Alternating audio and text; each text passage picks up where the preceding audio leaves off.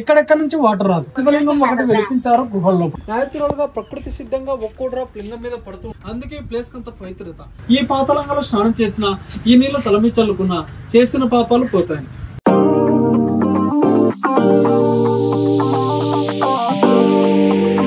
జన్మస్థానం మహారాష్ట్ర మహాబలేశ్వరం. అక్కడ నుంచి కర్ణాటక ఆల్మట్టి, నారాయణపూర్, జూరాల, సంగమేశ్వరం, నెక్స్ట్ శ్రీశైలం. మనకు కనిపించేంత శ్రీశైలం స్టోరేజ్ వాటర్. ఇక్కడెక్కడ నుంచి వాటర్ రాదు. ఇక్కడ గేట్లు ఓపెన్ చేస్తే Nagarjuna Sagar, Chintala, Vijayawada, Prakasam barrage, next bay of Bengal బంగాళాఖాతంలో కలుస్తుంది.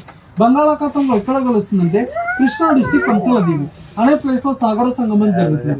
ఇక్కడ ముఖ్యంగా చెప్పేది ఏంటంటే ఇటువైపుగా 16 కిలోమీటర్ల జర్నీ చేసినట్లయితే శ్రీ అక్కమహాదేవి కేవ్స్ వెళ్ళవచ్చు. విన్నర పేరు అక్కమహాదేవి. ఆమె కర్ణాటక ఆడపడుచు.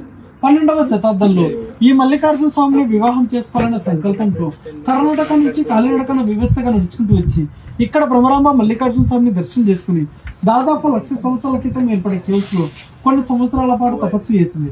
ఆమె తపస్సుకు ప్రతిరూపంగా శివలింగం ఒకటి వెలిపించారు గుహల లోపల. శ్రీశైలంలో ఉండే లింగాన్ని జ్యోతిర్లింగం అంటారు. ఆ కేవ్స్ లో ఉన్న లింగాన్ని స్వయంభలింగం అంటారు.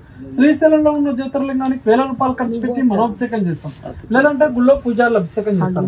కానీ ఆ కేవ్స్ లో ఉన్న లింగానికి ఎవరో అభిషేకం చేయరు. న్యాచురల్ గా ప్రకృతి సిద్ధంగా ఒక్కో డ్రాప్ లింగం మీద పడుతూ ఉంటుంది.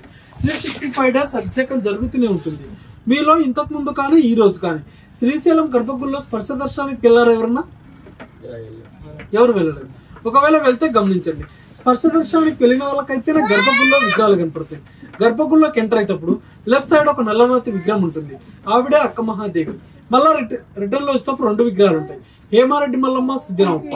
వీరు ముగ్గురు కూడా మనలాగా మానవ జన్మ ఎత్తిన వాళ్ళే. మనలాంటి మానవ జన్మ ఎత్తిన వాళ్ళ విగ్రహాలు తీసుకెళ్లి శ్రీశైలం గర్భగుడిలో సాయవారం ఎందుకు పెట్టారంటే ఆలోచించండి. వాళ్ళ భక్తి ఎటువంటిదో, వాళ్ళ చరిత్ర ఎటువంటిదో.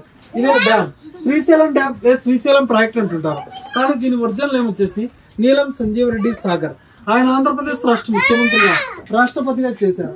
ఈ డ్యామ్ కట్టడానికి ఆయన ఎంతో కృషి చేశారు. కాబట్టి చూడు బాబు, డ్యామ్ డిజైనర్ వచ్చేసి మోక్షగుండం విశ్వేశ్వరయ్య. 1963 నుంచి 1983 వరకు 20 years పట్టింది డ్యామ్ కట్టడానికి. రైట్ సైడ్ బిల్డింగ్ కనపడుతుంది చూడండి, అది వచ్చేసి right side power house Andhra Pradesh. అది ఒక్కసారి జనరేట్ అయిందంటే 770 megawatts కంపేర్ అవుతుంది. ఇట్ సైడ్ ఎల్లో బిల్డింగ్ వచ్చేసి left side power house Telangana. ఇది ఒక్కసారి జనరేట్ అయిందంటే 900 megawatts కంపేర్ అవుతుంది. పవర్ హౌస్ లో వచ్చేసి డ్యామ్ ఫ్రంట్ సైడ్ ఉంటాయి. పవర్ హౌస్ లో వాటర్ వెళ్ళే గేట్ ఆపరేటింగ్ సిగ్నల్. ఫారెస్ట్ వచ్చి నల్లమల్ల ఫారెస్ట్. ప్రజెంట్ వాటర్ వెళ్ళి 880 feet ఉంది. చెట్ల మొదలు దాకా వచ్చిందంటే 885 feet వస్తుంది. 215 TMC వాటర్ కెపాసిటీ. ఈ ప్లేస్ మట్టుకే పాత నుంచి గంగా నది అంతర్వాహినిగా భూగర్భ జలాల కింద ఇక్కడ ఉద్భవించింది. అందుకే ఈ ప్లేస్ కంత పవిత్రత. మెయిన్ టెంపుల్ లో దర్శనానికి వెళ్ళేటప్పుడు పెద్ద నంది ఒకటి చూసారు కదా, ఆ నందిని వచ్చేసి శనగల బసవన్న అంటారు. అలాంటి నంది ఎగ్జాక్ట్ ఈ బోట్ కింద ఈ సరౌండింగ్స్ లో ఒకటి ఉంది. ఈ నందిని ఉబ్బిరి బసవన్న అంటారు. డ్యామ్ కట్టక ముందు దర్శనానికి వచ్చిన వాళ్ళు ఈ నందిని దర్శనం చేసుకుని వెళ్ళి అక్కడ దర్శనం చేసుకునేవాళ్ళు. డ్యామ్ కట్టిన తర్వాత వాటర్ తో స్టోరేజ్ ఫుల్ అయింది, వాటర్ లో మునిగిపోయింది. శ్రీశైలంలో మీరు చూడాల్సిన సైట్ సీయింగ్ ప్లేసెస్. అక్కడ కొండ మీద పింక్ కలర్ లో గోపురం కనపడుతుందండి, అది వచ్చేసి ఛత్రపతి శివాజీ మ్యూజియం. దాని బ్యాక్ సైడ్ కిలోమీటర్ వెళ్ళారంటే హేమారెడ్డి మల్లమ్మ టెంపుల్ ఉంది. చెక్ పోస్ట్ దాటిన తర్వాత సాక్షి గణపతి, పాలధార పంచదార, అటకేశ్వరం, నెక్స్ట్ శిఖరం డ్యామ్. శ్రీశైలం నుంచి 22 కిలోమీటర్ లాంగ్ జర్నీ చూసుకున్నట్లయితే ఇష్టకామేశ్వరి టెంపుల్ అని ఒకటి ఉంది. భారతదేశంలోకి వెళ్ళా ఒకే ఒక టెంపుల్ ఉంది, అదే ఈ నల్లమల్ల ఫారెస్ట్ లో. అక్కడ విశిష్టత ఏంటంటే వెళ్ళిన ప్రతి భక్తులు అమ్మవారిని బొట్టు పెడతారు. మన మానవులకు ఏ విధంగా అయితే చర్మస్పర్శ తగులుతుందో ఒక రాతికి అమ్మవారికి బొట్టు పెట్టినప్పుడు ఆ ఫీలింగ్ అయితే మనకు కలుగుతుంది. ఎంతటి పవిత్రమైన ప్లేస్ అయితే ఆ విధంగా కలుగుతుందో ఆలోచించండి.